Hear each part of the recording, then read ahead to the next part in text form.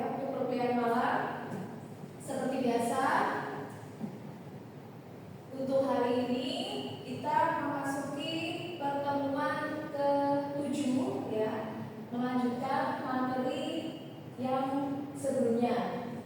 Sebelum kita ke materi, alangkah baiknya kita berdoa bersama sesuai dengan agama dan kepercayaan masing-masing supaya ilmu yang kita dapatkan bermanfaat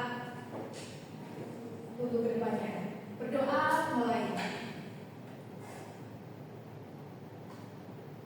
Selesai. Oke, sebelum materi ya seperti biasa saya absen dulu ya untuk perkuliahan hari ini. Dian ada, Muhammad Adam, Rani, Randy, Aditya, oke, masih kehujanan-hujanan, Lala, Rahma, Windo, Ayu, Salma, izin, Zahra, Diana, oke, Diana masih kehujanan, Reva, oke ya, jadi hari ini kebetulan hujan di luar cukup deras. Jadi untuk yang belum bisa sampai ke kampus, kita doakan semoga bisa sampai kampus dengan selamat. Oke, kita lanjut ke materi. Ya, materi ini lanjutan dari materi minggu lalu, yaitu kita membahas tentang analisis data berkala. Ya, di mana analisis data berkala ini ada 3 metode yang kita pelajari di semester ini. Nah, 3 metode ini minggu lalu sudah kita pelajari 2, yaitu metode least square dan metode semi average. Ya, dan untuk hari ini kita akan masuk ke metode moving average. Nah, untuk tujuan pembelajaran pada hari ini, yang pertama adalah untuk memahami mengenai pengertian data berkala atau time series. Kemudian yang kedua, menjelaskan konsep dan fungsi metode moving average. Yang ketiga, mampu menerapkan moving average pada data berkala. Dan yang keempat adalah menyajikan hasil moving average dalam bentuk grafik. Ini yang tujuan dari pembelajaran yang kita harapkan ya mampu dipahami oleh semua. Yang pertama, apa itu data berkala? Nah, yang dimaksud dengan data berkala atau time series di sini yaitu data yang dikumpulkan berdasarkan waktu secara berurutan, yaitu bisa dengan harian, bulanan, dan juga tahunan. Sedangkan untuk contohnya sendiri ini seperti data penjualan bulanan, kemudian ada suhu rata-rata harian dan harga saham mingguan.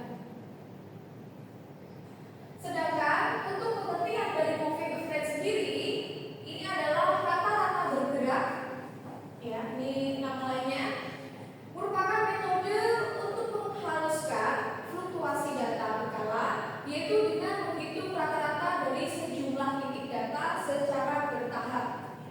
Di mana moving average ini memiliki 2 fungsi, diantaranya yang pertama untuk mengidentifikasi tren jangka panjang, dan yang kedua adalah untuk mengurangi pengaruh data ekstrim atau noise. Sedangkan jenis moving average sendiri ini ada 3, ya, yaitu simple moving average, yaitu rata-rata sederhana dari n data terakhir.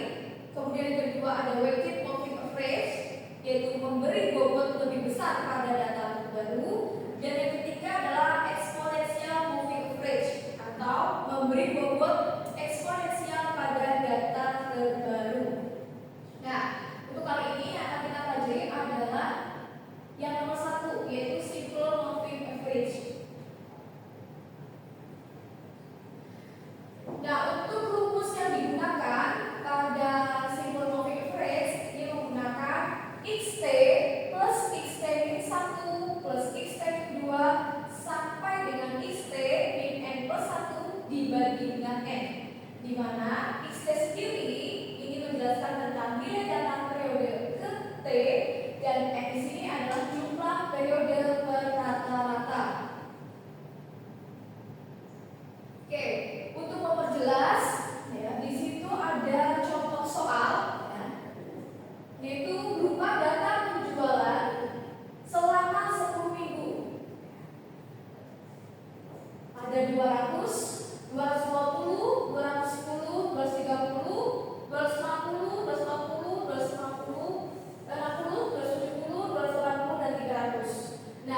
dari data 10 minggu tersebut diminta untuk menghitung simple moving average-nya ya selama 3 mingguan. Kemudian setelah itu diminta disajikan ke dalam bentuk grafik. Nah, maka untuk data ini kita bisa ya menggunakan rumus tadi. Nah, karena menggunakan diminta mencari 3 mingguan, maka kita ambil setiap per 3 mingguan. Maka yang pertama di situ ada 200 ya. 200 ditambah dengan 220 ditambah dengan 210 kemudian dibagi dengan 3. Hasilnya berapa?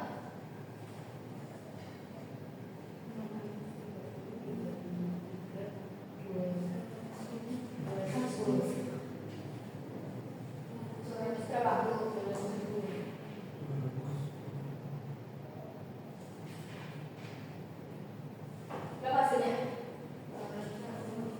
210. Nah, kemudian kita ambil bawahnya lagi, yaitu di minggu kedua. Minggu kedua, minggu ketiga, minggu keempat. Berarti berapa? 220 ditambahkan dengan 210 ditambah 230. Kemudian dibagi 3 hasilnya berapa? 220. Selanjutnya berarti minggu ke 3, 4, 5. Berarti 230 ditambah dengan 250 ditambah 240 dibagi 3. Hasilnya 240. Dilanjutkan berarti berapa? Setelah 1, 2, 3, 2, 3, 4, kemudian 3, 4, 5, sekarang berarti 4, 5, 4, 5, 6, berarti 250 ya? 330 ditambah 240 ditambah 260 40 ya. 50 dan 140. Kemudian dibagi 3 hasilnya 240. Oke, dan selanjutnya yang ketiga dimulai dari 210 ditambah 230 ditambah 200. Yang ketiga ini ya 200 dimulai dari 210 tambah 230 250 ya. Berarti hasilnya 230. Kemudian di sini 240. Ini nanti dilanjutkan sampai selesai ya. Maka nanti akan didapat sama tidak? 210, 220, 230, 40, 50 ya. Kemudian dilanjutkan ya sampai terakhir ini menghasilkan 2833. Nah, nanti dari sini kemudian kita buat grafiknya. Nah, grafiknya kurang lebih seperti yang ada di layar ya, di mana yang bawah ini menunjukkan minggunya tadi dari minggu 1 ke minggu 10, yang atas ini adalah dari jumlah penjualan per unitnya. Maka bisa dilihat ya, untuk garis yang berwarna biru ini adalah data penjualan aktual ya, atau yang sebenarnya. Kemudian untuk garis yang merah ini adalah kita cari ya, yaitu simple moving average-nya. Bisa dilihat di situ ada yang namanya kenaikan ya. Jadi dari setiap ini nampak adanya garis ya, menampilkan tren ya. Jadi terlihat ada tren peningkatan yang lebih stabil ya, meskipun sedikit demi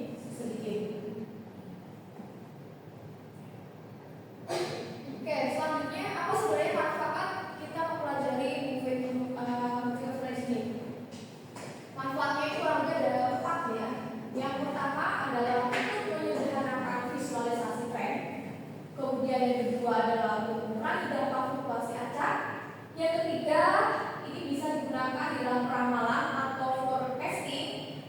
Dari keempat ini relevan untuk analisis penjualan, cuaca, dan juga keuangan.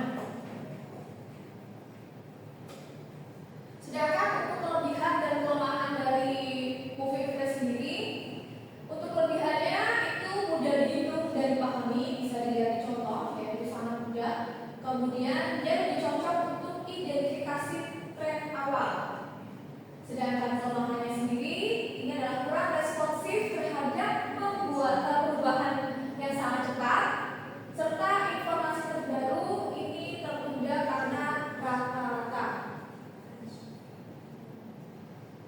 Nah, untuk kesimpulannya sendiri dari moving average yang kita pelajari, yaitu bahwa moving average itu digunakan untuk menganalisis data berkala dan melihat tren. Ya, selain itu, simple moving average ini digunakan untuk menghitung rata-rata dari beberapa data terakhir. Kemudian cocok juga untuk ramalan jangka pendek dengan data yang fluktuatif, serta visualisasi grafik yang sangat membantu di dalam memahami suatu pola. Oke, saya memberikan banyak soal. Siapa yang mau mencoba? Coba, yang mencoba menggunakan seperti tadi tabel perhitungan, kemudian nanti yang menggunakan Excel, aplikasi Excel.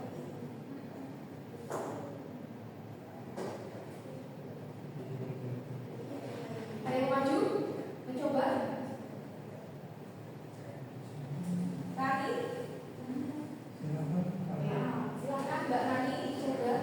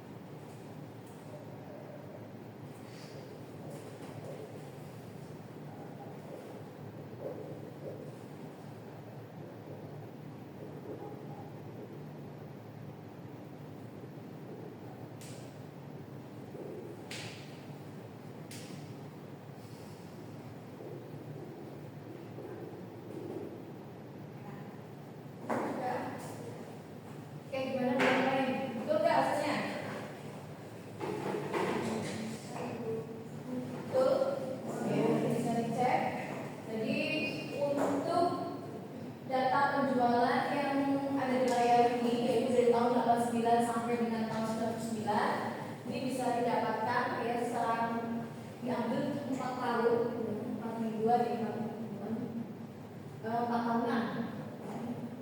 Jadi 4 tahunan di situ dari 89. Berarti 89 90 dengan 91 92 kita ambil, berarti 50 36,5 43 dan 44,5 kita jumlahkan semua. Kemudian dibagikan 4, hasilnya adalah 43,5. Kemudian dilanjutkan yang kedua 90 91 92 dengan 93, yaitu 36,5 plus 43 plus 44,5 plus 38,9 dibagi 4, itu hasilnya 40,725. Dilanjutkan lagi dari 91 92 93 94, maka 43 plus 44,5 plus 38,9 plus 38,1 dibagi 4 menjadi 41,125 dan seterusnya, nanti bisa dihitung sendiri. Nah, sebenarnya selain kita bisa menghitung secara manual menggunakan rumus ya, seperti ini, kita juga bisa mengaplikasinya ke dalam Excel ya. Seperti pertemuan minggu lalu. Oke.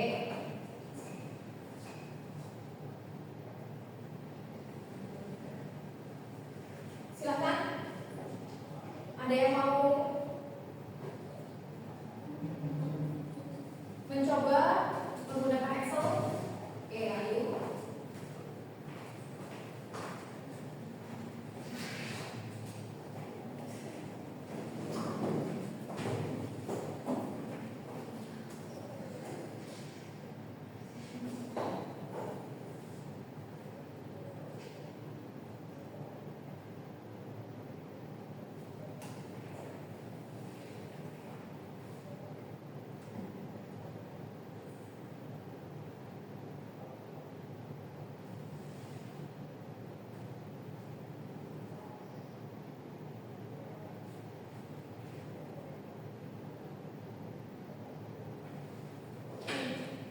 Oke, nah ini adalah hasil yang menggunakan Excel ya, ini bisa dicontohkan. Sama tidak hasilnya?